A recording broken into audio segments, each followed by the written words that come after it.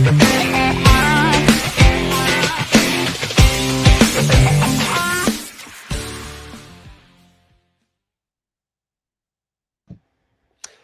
y'all, happy Wednesday and welcome to another episode of Tech Backstage, our third of 5 this week. Joined today with a very special guest, Shannon Ferguson, the co-founder and CEO of FanSaves. How you doing, Shannon? I'm great. So nice to be here and really excited to chat with you today. Yeah, I'm excited to have you on the show. You're up in Canada, right? That's what you were telling me. Up in Canada, the leaves are starting to change and winter is unfortunately coming. Yeah. No, I just love that because we were talking backstage right before the show, and I want to dive into your background, but so you'd mentioned hockey, and that's a topic that's very near and dear to my heart. I played hockey. I'm from Spokane, Washington. I played hockey for about 8 years, and then my brother did a little bit better than I did. He took it all the way up through college, played for Team USA, and anyways, always been a Marty Brodeur fan. He was a Patrick Waugh fan, and so he even played high school hockey up in Regina. So anyways, you said that, so I thought maybe we'd have some really fun conversations about that later on in the show. But enough about me. Let's talk a little bit about you. Co-founder and CEO of a sports tech company. Pretty aspiring title there. Tell us a little bit about you. Your backstory and how you came to found this company, FanSaves. Yeah, great question. I love your that you have ties to hockey because that's really where my story started. I played competitive hockey all my life, and as an adult, I started my career in sports marketing at an online sports book, but eventually started my own marketing company. And one of my clients was actually a minor pro hockey team. And that's actually where at the end of 2016, I met my eventual co-founder and current life partner, Chris. And he and we were working for the minor pro hockey team, and we did everything from marketing, sales, game day operations. And in the summertime, we sold sponsorship. So selling, scoreboard ads and rink boards and nice logos. And this was in the summer of 2017. We noticed that a lot of businesses that we were talking to, they wanted more out of their sponsorship opportunities and where their dollars were going. And they constantly kept asking us, do you have anything that's digital, anything that tracks return on investment? And we want something that tracks customer demographics and actually pushes them into our store rather than just a stagnant scoreboard ad that doesn't really convert so well. And we didn't have anything like that. So we thought, well, why don't we create a platform that offers our fans discounts and deals from our sponsors? It gives us something to sell them, and it gives our fans a way to support them while, again, tracking all that important information. So we originally created FanSaves to help ourselves. We were working on commission at the time. And then we realized that a lot of other teams were having that same problem. And since then, FanSaves has just continued to grow, and we just celebrated our 5-year anniversary. Congratulations. That's awesome. I feel like my brother, he is general manager of they're opening a new arena in Idaho Falls, Idaho, of all places, called the Mountain America Center. Super stoked for him. But similar background to yours, I felt like I should have had him co-host this because he's all about selling the sponsorship on the boards, on the white part of if you're not familiar with hockey, there's like two parts of the board. There's the glass and the white part below. So he did that for a long time too. So that's really cool. Awesome. So let's talk a little bit. So FanSaves, are you guys just in Canada? You doing North America, the world, all over the place? Yeah, so we are working with over 65 organizations across North America. We obviously started here in Canada, but one of our first clients was actually in the States because while we were managing that one minor pro hockey team, at the same time we were managing another one over in the States in Watertown, New York, so upstate New York. And so we, right off the hop, we were really embedded in the US. And we knew that's where we would have to go to scale. So out of about 65 current partnerships, the percentage continues to grow. About 70% are in the US right now. So North America, but the goal is to definitely become global. Cool. That's awesome. So sounds to me like I don't think there's ever a natural progression from outside of tech to inside of tech, but it sounds like to me the idea that you guys had for fan saves is kind of the classic story of, hey, we got a problem to solve. How can we solve it with technology, right? Tell me a little bit about, I guess, a little. I want to dive into the topic, but just really quick, tell me a little bit about your own personal experience going from a non-technical background into kind of this crazy idea that a lot of people think us entrepreneurs have of like, oh, hey, I'm going to go start a tech company. What was that like for you?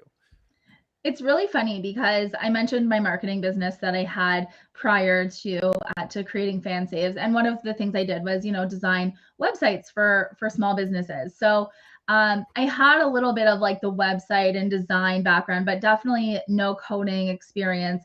Definitely, Chris and I are non-technical co-founders, and it's funny because when we decided that we wanted to create something, that wasn't yet fan saves. We had no clue that it would become a tech company. We just thought, let's make an app.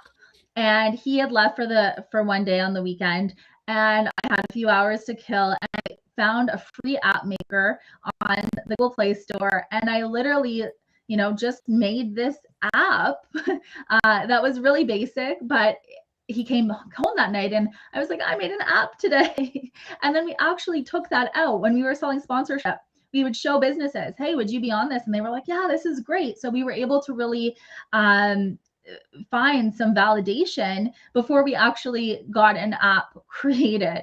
And there's been so much learning along the way. We've been through different developers. We've been through so many, different things. And, so I'm the one who manages our tech now. Like, so I'm still not a technical co-founder where I can actually code, but I project manage that. And there's so many times when I speak in jargon now and I'm like, wow, I've really learned so much. So I always give advice to people where I'm like, just start, and you never know what you can learn along the way, because we've really come so far. Like we're a whole platform now, a web app, a mobile app, and a complete like integratable system. So yeah, didn't start like that. Learned a lot about different developers, different processes, and fortunately we have a great development team now. But it definitely took a lot of ups and downs to get to the point where we are now.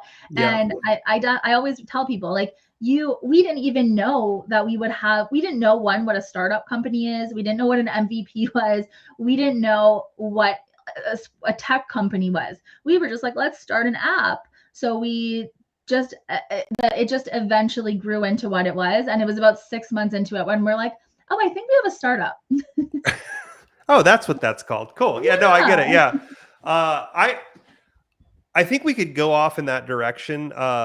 Like in a whole other, I want to try and focus a little bit more on the topic, which, today is breaking barriers as a woman in sports tech, right? I think a lot of this, especially you as a co-founder and CEO, a lot of the stuff that you're talking about right now is stuff that I think it's gender agnostic when you're doing a startup, right? So because a lot of people, they're like, I have a problem I want to solve, I don't know how to solve it, and then they kind of do the same thing you did, which is, oh, I'm just going to go out here and try this and all. It's like it's almost a natural evolution, right?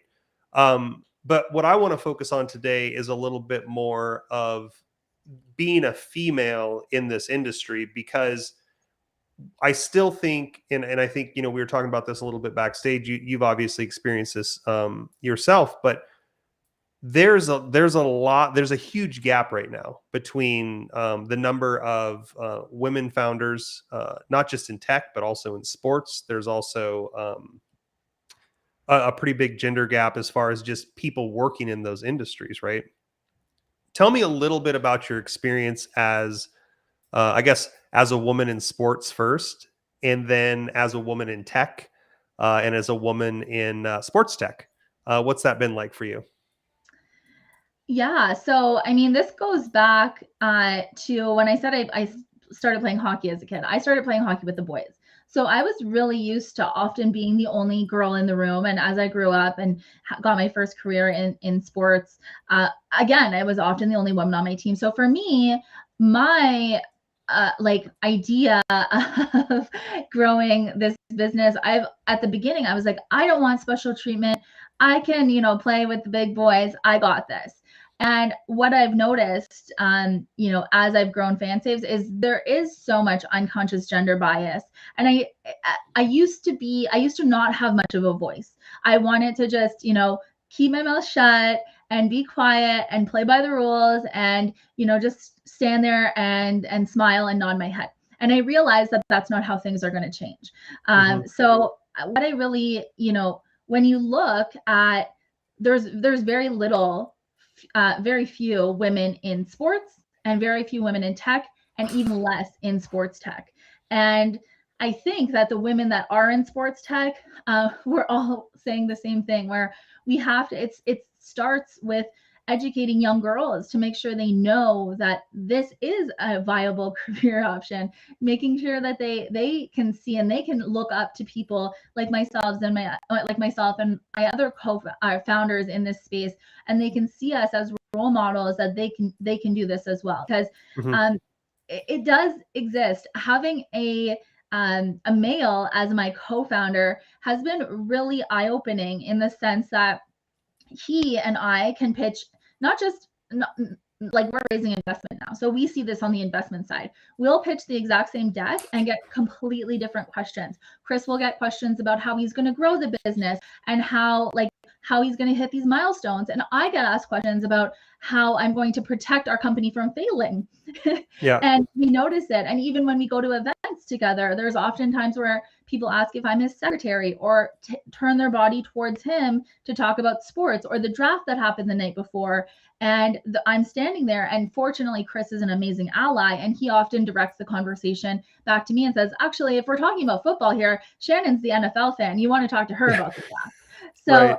It's really important to have those allies, but those barriers are there. And for a long time, I was almost blind to them, and I didn't want to see them because I just wanted to not, I didn't want it to be an issue, but it really, really is. And I always say, like, I don't want special treatment because I'm a woman. I just want a fair shot. I want to start at the same starting line and not be treated differently because I have blonde hair and I'm a woman and people think I'm a secretary instead of a CEO. Right. Yeah, and it's the things that you're saying right now. Our co-founder, actually, my wife, is our COO, and it's the same thing. Actually, she has more experience running businesses than I do. She was an international business major. This is like her second or third company that she started, and a lot of times people are coming to us and they're like, "Hey, how does this work in the company?" And I'm like, "I don't. You have to ask Adriana because I don't know. Like I'm a software engineer, by trade, non-traditional though. I grew up like on a self-learning path, but she's the one that, actually has run businesses and takes care of the legal stuff and takes care of the accounting. And the thing is, our company is partially based in Mexico, and it's the bias here is even worse. I mean, it's getting better in the US and Canada, but in Mexico, people just like, wait, woman for a COO? What? That happened? So it's like, I mean, it's every single day, it's, consciously or subconsciously, we're trying to like fight through that. But one thing that you said, I want to circle back to, because this is actually a belief that I have too, which is it's not just about it happening at the hiring level. It's not just about, because for us, we're always looking for good engineers, male or female. But one of the things that we noticed is that we actually get a disproportionate number of males applying to engineering jobs, which has led us to the conclusion, and I'm interested to hear your thoughts on this, but it's led us to the conclusion that maybe women aren't choosing those as career paths, not because they don't want to, but like you said, they're not actually aware that those are things that they can do, or they're not career paths that are available. So this is not something that I can speak to, but I'd love to hear your opinion as a female growing up in school.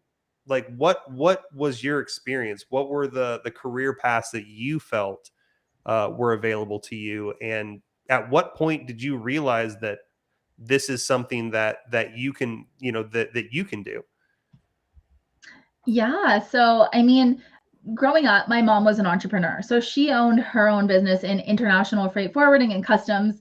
And from a young age, I would help out in her office. And I had no interest in international freight forwarding, even though I was in there helping her like do bills of lading and all these different things. That's what I thought entrepreneurship was. So I was like, I don't want to be an entrepreneur. I want to like work in corporate. So, I got my degree in communication studies, and I did a postgrad in broadcast journalism. And I really wanted to, and I did it for a while, but like be a journalist. And, tech, we had in grade nine, ninth grade, I think you call that a freshman in the States. Yeah. I know that you call it that. We had like a tech class where you had to like, back then it was like make a slideshow on PowerPoint and put some music to it. And that was fun. I always liked it, but there wasn't much else. There were a couple other computer classes. I know now that there are more opportunities in schools, and I love that there's different programs. I know a few different startups where they have like coding for girls, and it helps them even from like a young age, like 3 years old, where they can start doing that. So I love that there are companies and different educational models that are starting to include this. Unfortunately, growing up, tech was never really on my radar until I really started working in sports marketing at that online sports book and started realizing, okay, I kind of understand how this is working. And then, I started my own blog and then built my own website. And then, like you said, like you are like self-taught, just learning things as I go, not even realizing that it's kind of tech in a way. And I always really, I grew up in a generation where the internet was just evolving. So the internet was, I always was on the computer. I've always loved doing that. But yeah, definitely not tech. Never was never really on my radar. And even now, like it's so funny to me because I never would have thought, oh yeah, one, I didn't know what a tech company was.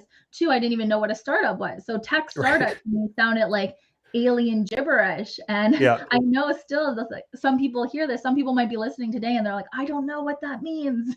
I get it. I was there. Yeah. That's great. Cool. So, from there, so you went to college for communications broadcasting. Then you started your own marketing company. Talk to me a little bit about, I know we're talking a lot about like unconscious bias right now and subconscious bias, but has there ever really been like a blatant bias toward, like, have you felt that as well? And I mean, in sports, in tech, like in tech, we like to think that we're inclusive. Obviously we're not perfect, but talk to me a little bit about your experience as well as, especially in sports and, we talked a little bit about you guys are raising money and, people thinking that you're not the CEO and founder, but, what's that been like? Yeah, it's been a ride, and like I just keep learning. And my kind of philosophy is every time I hear no, every time I hear like someone who doesn't get it, that's just an opportunity for a yes to come around. So tell me no now, because the more no's I can get out of the way, the more yeses I'll start getting. Right. But yeah, I get this on both sides. It's really nice because as our company has grown, I have been able to get more respect in the sports community, and that is really reassuring because it shows me what I know about my male colleagues in sports is that most of them are amazing men. Most of them are those like allies that do want to help. There are a few men that just, it's not even unconscious gender bias, it's just outright gender bias. Yeah. But for the most part, many men do want to be inclusive, but a lot of them don't know how or don't realize that their gender bias is unconscious. They don't realize, when it's happening. Or, I grew up in a time when, those kind of sexist jokes in the workplace were really acceptable. Like they were accepted.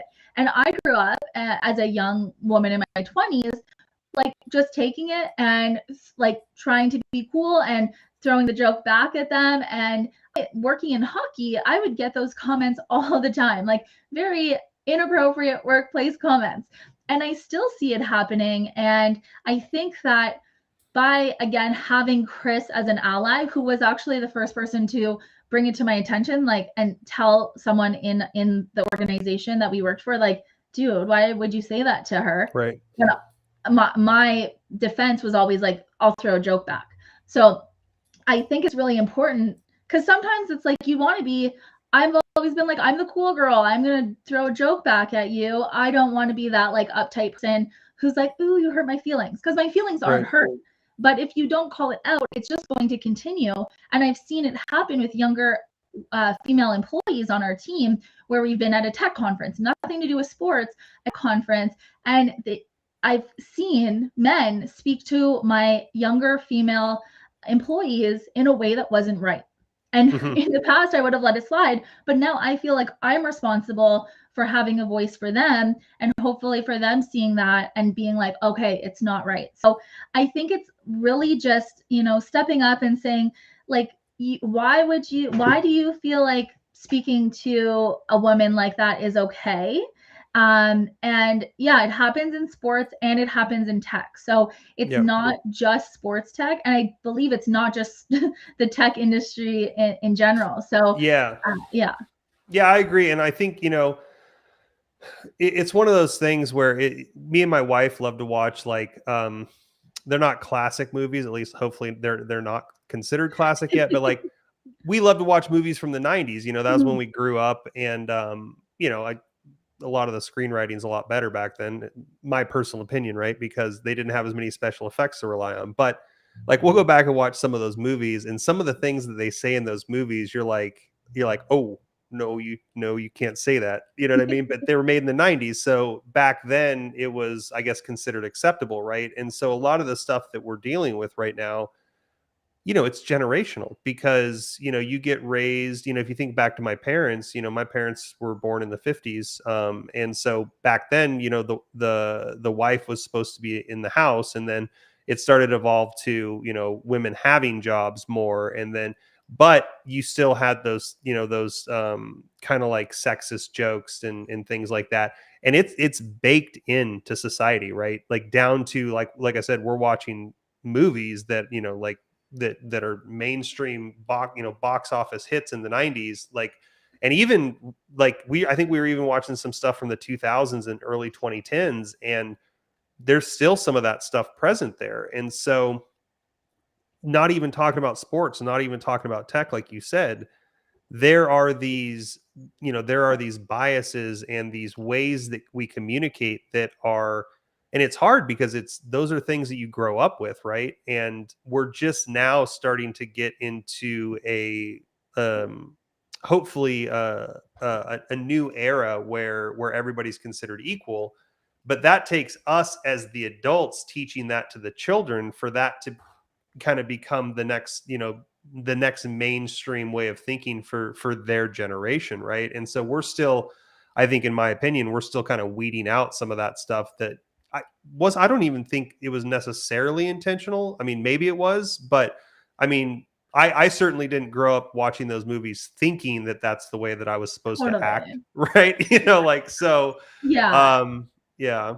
I love that you brought that up. And I really often like to highlight that I myself still have my own unconscious gender biases that I deal with every day, because I did grow up in the 90s, and I watch those movies and I laugh. I think it's Yep. funny. And at the same time I'm like, oh yeah, that's probably not right. But like you said, like during that era and during that time, it was funny.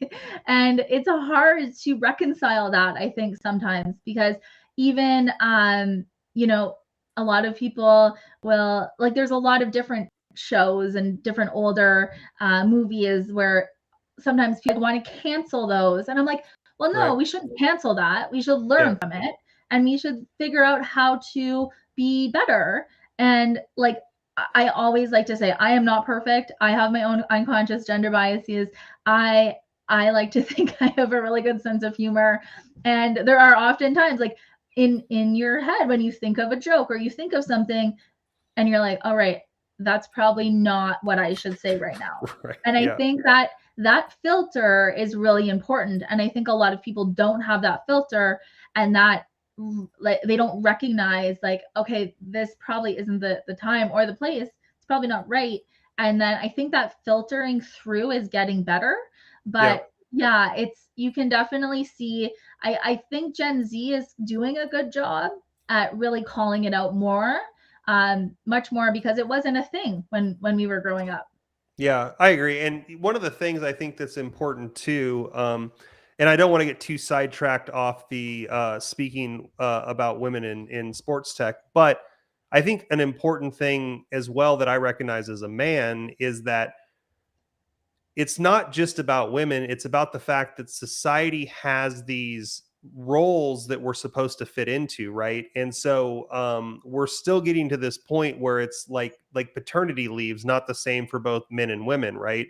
But it's also the fact that, you know, men are supposed to play this like this kind of like strong, not super emotional role. And we're even now getting to this I think I saw a meme the other day where it was talking to like a an old guy was saying, it's like, the new kids can't even change the oil in their car, but the guy responded was like, well, at least I have the emotional intelligence to tell my child that I love them, right? And Yeah. so the hard thing about this is, like, in order for there to be equality, it's not just about um equal opportunity, but it's also about breaking down these stereotypical roles that, a female is supposed to be the homemaker, and as a male, I'm supposed to be the strong, supportive, because, for me, I was a musician, and so, like, I didn't really necessarily fit into I played hockey, but I could never put muscle on, so I always was more of an artsy person. But you know what I mean? There's roles that guys are even supposed to fit into, and until we can like kind of like cross share those responsibilities across genders and understand that it's okay for a man to be the stay at home dad and the wife to go out and be the breadwinner, and that's just as healthy a relationship as the man being the one that's working full time, or them both choosing to work at the same time. Like, that's the thing, is like there's so many different shades of gray in between black and white, and until us as a society chooses to accept the fact that what works for me might not work for somebody else, and Shannon, as a female, is a founder of a sports tech company, but that doesn't necessarily mean that, if you have a sister, she has to do the same thing. Maybe she wants to be in fashion, or you know what I mean? Like, but it's okay. That's the whole thing, right? And until we break those stereotypical gender barriers down, I think we're going to still struggle with that. I definitely agree. And I think that, another thing we didn't really touch on much, but like women in women startup founders get less than 3% of VC funding. In the like recently in the past couple of years, it's been less than 3%. BIPOC women get even less. And I think that the other thing I like to mention, what you were talking, like to go back to what you were talking about, is it's not oftentimes women in sports tech, we feel kind of in between because no one gets us, because the men male investors just naturally love investing or feel like they relate to males. And then women investors, there's a lot of women funds out there that want to invest in women, but they want to invest in something they understand. They want to invest in femtech or medtech or edtech. And sports tech isn't often on the radar of those female investors.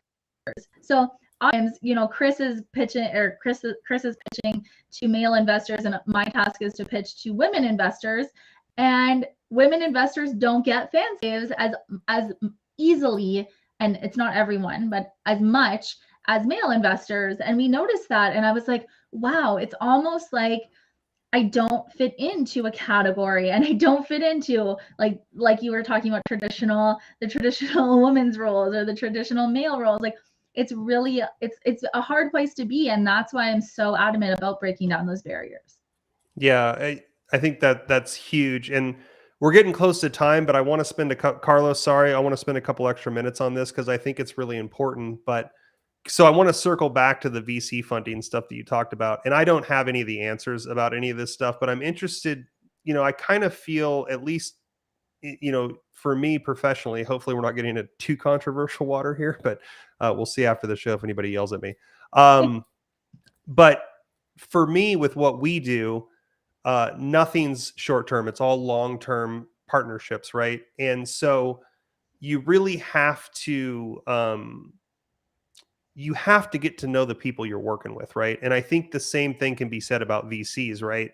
And I don't know how you feel about this, but I wonder if there's some sort of professional gender separation. Like, for example, if I wanted to go out and pitch a VC, I could go out with the guys that are part of the VC after the pitch and have a drink with them without feeling any sort of pressure or anything like that, or you know what I mean? And I sometimes I wonder, like, are those same opportunities available to women right now to be able to, put on the professional face, but then be able to disconnect from that and be able to go and relate on a more human level?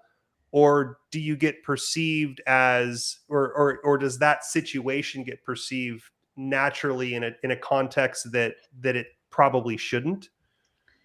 I love that you brought this up because I actually just got back from California.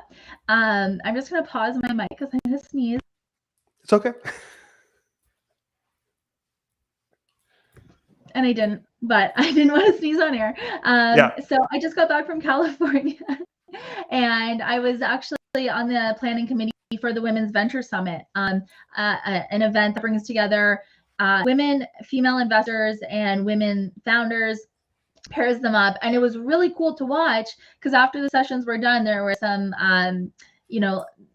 time to meet with each other, and it was really nice to see, like you said, sharing a drink. And especially now that we're, fingers crossed, hopefully past the pandemic, the worst of the pandemic, now being able to do that in person makes such a difference. Because I think especially startups that have been raising money over the past 2.5 or 3 years that had to go through COVID, there is a big difference pitching your company on camera, on Zoom, rather than actually sharing a drink, hugging, shaking hands. Like, that makes such a difference. And I personally really love it. I think seeing it, come to life as Venture Summit was really, really cool. And for me, we're league sponsors of 3 professional hockey leagues across the states: the AHL, the ECHL, and the USHL, which is junior. But we were able to go to those league meetings, and it made such a difference. And I again, I'm often the only woman in the room, but I can hold my own, and it makes such a difference. And I think I have some great mentors, and I've learned different, like, social cues and different things that you can do. And oftentimes I'll throw in right off the start somewhere when it comes in naturally, but I'm like, yeah, I have 18 years of marketing experience. And oftentimes when I say that, the person that I'm talking to is like, okay, so how old? Like, I can see them thinking in their head, how old are you? Right. So when I've had someone say, well, like, you could see them thinking like, okay, well, you didn't Try to do the math. marketing when you were like 6 or like 10. So that those little cues that you throw in have been helpful, because right off the bat, it's not just unconscious gender bias, it's just bias in general, where you see someone who looks a certain way, who looks younger than they are, or has a different hair color, or maybe they're transgendered or a person of color. When we see each other, we generally have these biases in our minds.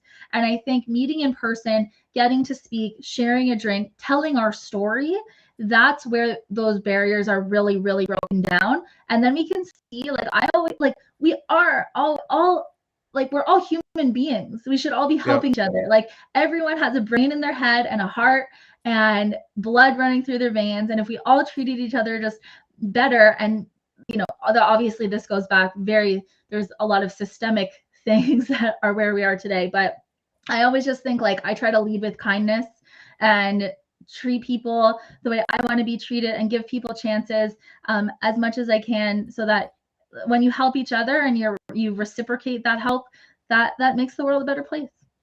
Yeah, I agree. I think that's where you lead from. Okay. So coming up on time here, I think we're actually over. Carlos is going to yell at me, but um, last couple minutes. Talking about future tech, talking about the roadmap. How do we get from where we're at right now to getting more women involved in sports, in technology, and then ultimately in sports technology? Yeah, it's really interesting when you think about like Web3 and where that's going and how that will maybe make a difference by how we treat each other, which is really weird to think like we might have to all become avatars to maybe Right. break down the actual barrier. I know there's still a lot of growth that's going to happen there, but that's interesting to think about as well. I really think the more voices that speak to this, the more people can really understand that it is a problem, and the more women that are dealing with it that are able to find that confidence. Again, I think back 5, 7, 10 years ago, I never would have been here saying these things to you. Right. So even if just more women can tell their stories, raise their voices, and let other people know that it is a problem and that we should be working together to fix it. Because, like, women, I always say, any minority, when you bring them into sports or you bring them into tech, it's such a blessing because you're actually able to solve problems that you might not even see or identify. And oftentimes it could be, whether it's a woman or a person of color or an LGBTQ person, that is opening your eyes to something you might have missed and potentially fixing your company, making it better, and making it at the end helping you make more sales. If it's Yeah. all about money, like, more people should be hiring more diverse employees. There should be more diverse CEOs and co-founders out there, because when you look at the world through the lens of multiple different people, you see that there are so many different problems that can be solved if we all just heard each other's voices. Yeah. No, I love that. I think that's great, and I agree. And starting from a position of humanity first, and just working from there. Yeah. Well, Shannon, I appreciate you taking the time to sit down and chat with me today. It's been a great discussion. Definitely something that super relevant to what's going on in the industry right now and in the world as a whole. So thanks for taking the time. And before we get out of here, Carlos, what else do we got coming up this week? You're on. Not yet. I'm not on Not mute yet. today. I was ready. You were getting used to me being on mute, but not Yeah. this time. Not this time. Yeah. Okay, well, so Thursday, let's see. We're going to be, that's tomorrow. We still have two interviews. That's going to be with Champa Bakshi, the founder and CEO of Converge Hub, More Women in Tech, luckily. And then on Friday, we're going to be speaking to Joe Venuti, the head of sales and sales development at Cube. Excuse me, at Cube. So that's what we have for this week. We had a full week this one. So, folks, if you're watching, join Tech Backstage right here at 11 o'clock a.m. Pacific. So join us and be here or be square. Thank you. Thanks, Carlos, and thanks again, Shannon, for being here. Thank you so much for having me. Yeah.